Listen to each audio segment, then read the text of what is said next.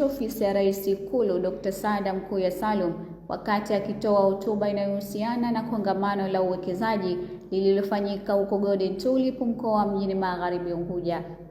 Dr. Saada Mkuya amesema Zanzibar amekuwa mfano wa kuigwa kupitia maendeleo ya uwekezaji yanayoendelea kupatikana ndani ya Zanzibar. Kuwa na majadiliano baina ya nyinyi kwa nyinyi, lakini vile baina yenu kama wana diaspora na sisi serikali. Tuko tayari kuchukua maoni, tuko tayari kutoa fafanuzi kwa yale ya mambo ambayo pengine yatakuwa yatakuwa hajaeleweka vizuri, lakini tuko tayari kwa pamoja sasa kuona namna gani tutaweza kuweka kwa pamoja yale mapendekezo na kwenda kuyafanyia kazi ili yaweze kuleta matunda na matarajio yawe chanya kwa upande wa serikali, lakini vile kwa upande wa wana diaspora. Sambamba na hayo, mkurugenzi mkuu wa ZIPA Dr. Saleh Saad Mohamed ameelezea mikakati ambayo serikali imepanga, ikiwemo kulinda uwekezaji na kuhakikishia wana diaspora hao fursa za uwekezaji zinakwenda sambamba na taasisi ya ZIPA. Sisi ZIPA tuna kazi 3 muhimu zaidi.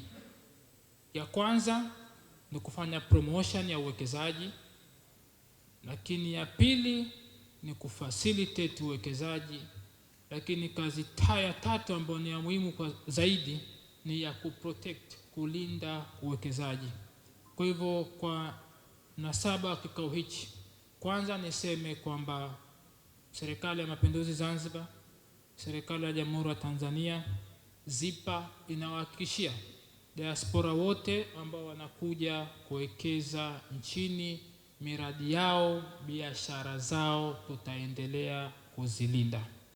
Dr. Saleh amesema kupitia ZIPA diaspora imepata nafasi ya kutambulika kitaifa, jambo ambalo limeifanya serikali kuhakikisha katika kuitambua na kupata fursa ya kuwekeza zaidi. Sasa tunaona diaspora wengine wanaingia katika sekta ya malazi na makazi, ambapo wenzetu waliotangulia kutoka bima, wenzetu watakao kuja baadaye kutoka Zanzibar Housing, wote wataongelea haya mambo kwa undani wake.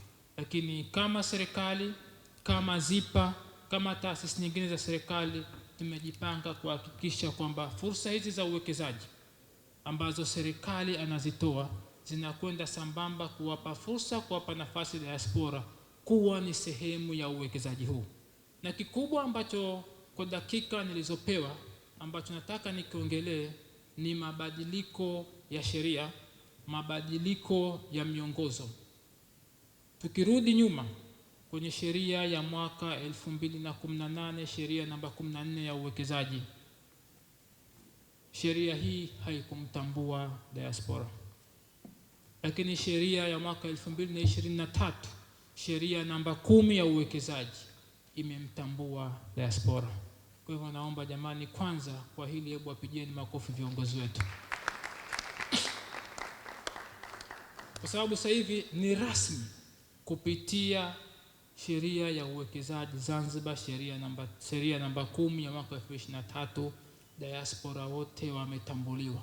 Lakini kizuri zaidi ambacho nataka nikwambieni hapa leo ni kwamba diaspora hakutambuliwa tu, diaspora amepewa masharti nafuu ya uwekezaji hapa nchini mwetu.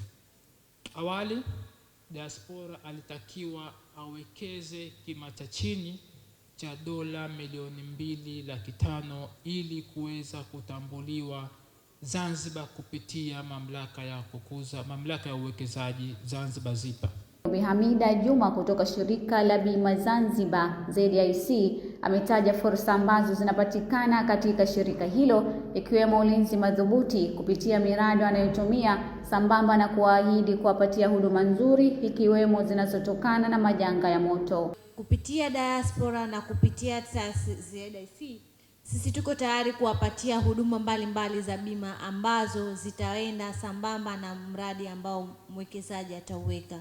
Tukianzia kwenye upande wa huduma za tumesema real estate ambazo wengi wanawekeza kwa kupitia nyumba, ZIC iko tayari kuweza kukupatia kinga kwa ajili ya majanga kama moto, mafuriko na vitu vingine au majanga ambayo hakuyatabiria.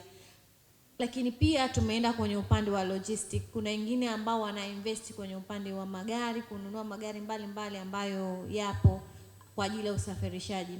Magari yale utakuwa na amani zaidi endapo magari yale utakatia bima ambayo ni comprehensive.